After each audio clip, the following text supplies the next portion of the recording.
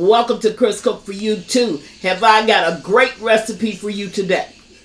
Alrighty, today we're going to be doing a crock pot meal. And it's going to be real simple, real easy, because the crock pot is going to actually do the whole entire meal. So let's get started. We're going to be doing good old large lima beans. In other words, butter beans. And I know there's a lot of old school cooks that know about butter beans. So what are we going to put in to season it? I got my delicious ham bone that was left from Easter. We're going to go ahead and use that ham bone. And it's one thing about ham bone when it comes to Southern cooking.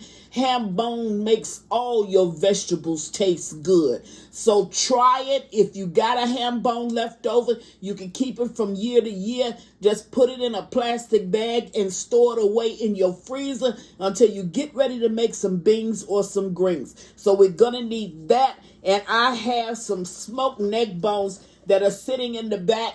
So we're going to go ahead and use some smoked neck bones as well to season this meat. Now, smoked meats in general will make all of your beans and greens taste good. So if you don't have a ham bone, just go ahead and throw you some smoked meat over in the pot, whether it be some ham hocks, some smoked turkey tails, some smoked neck bones, whatever it is that you got that's smoked, throw it over in the pot and it should be good. We're going to need an onion. I'm going to chop that up.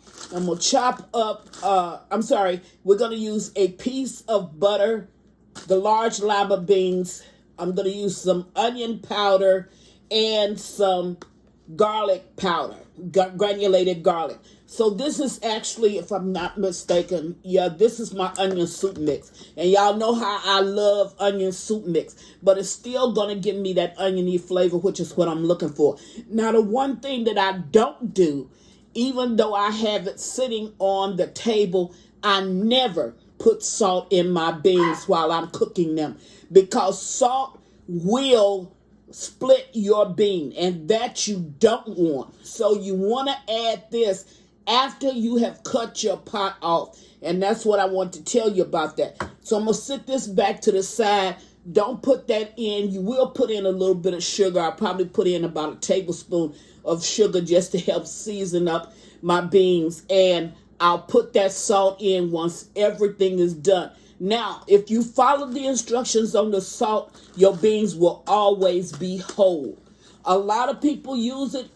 I don't use it until the very, very end, because it will split your bean up. And when I'm eating my beans, I really want to taste a whole bean. So let me go away, get everything all washed up with my beans and my meat all washed up, and get everything in my pot. And then we're going to let the pot do the cooking. I'll be right back. Okay, now we're back, and I just wanted to show you some things. Here is the rotten beans inside of the bag. A lot of times you will get half beans, you'll get rotten beans, you'll get rocks, you'll get all kinds of things. So you have to clean your beans out, and you have to, of course, wash your beans off. So I did clean them out, and I just wanted to show you some of the things that you could get out of the bean container or bag. Then you want to take it once you've washed it, and you want to put all of your beans inside of your pot. You want to put in your ham bone. We're going to put in our washed smoked neck bones. We're going to put in a piece of butter, which I have on here, and my chopped up onions.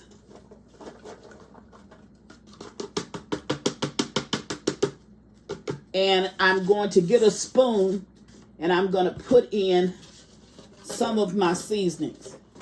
Alrighty, so I had to get a spoon. In goes my all-time favorite seasoning in the world. I'm going to use some onion soup mix, and I'm going to use about a tablespoon of that, and I'm going to put in some granulated garlic, about a half of a teaspoon of that. Now, I'm going to put in a little bit of sugar. And that's about a teaspoonful of sugar. And that's it. I'm going to put these beans on. I'm going to let them cook in my crock pot for roughly 4.5 hours. I'm going to add to this 4 cups of water. And I'll bring you back when these beans are halfway through the cooking process, and then we'll move to the end where you can see a finished pot of what I call really delicious down home butter beans. So I'm going to go away, get this on the crock pot. My work is done, very low maintenance, and I'll be right back. Okay, now we're back and the beans are done, and I just want to show you what they look like. If you can look down over in here, these beans are real creamy and good. I've already tasted them. I'm not going to dish them up because there's no need to. But I want to show you something. Look at the juices on the beans. That's when you know your beans are really, really good. Whenever you see your beans cream up like that and the juices pour off like that, those beans are really good. Think about it. If you put water in here and that's the same thing you see when you get ready to eat them, those beans are not good, because what it means is that all of the flavors have not been absorbed by the water, and the beans are not going to be good. But with these beans, you don't see that. And I want to show you the beans. I'm trying to get beyond the meat. Look at those beans. Look at those beans along with that meat. See, they're still whole and creamy. I had some of these beans. These beans are really, really delicious. This is a side dish for my dinner, so I'm not going to be dishing it up. Just want to show you what it looks like before I end this video. And this is the butter beans that I'm having with my meal. Okay, that's all I want to show you, and thank you for watching. Chris Cook for You Too. Bye.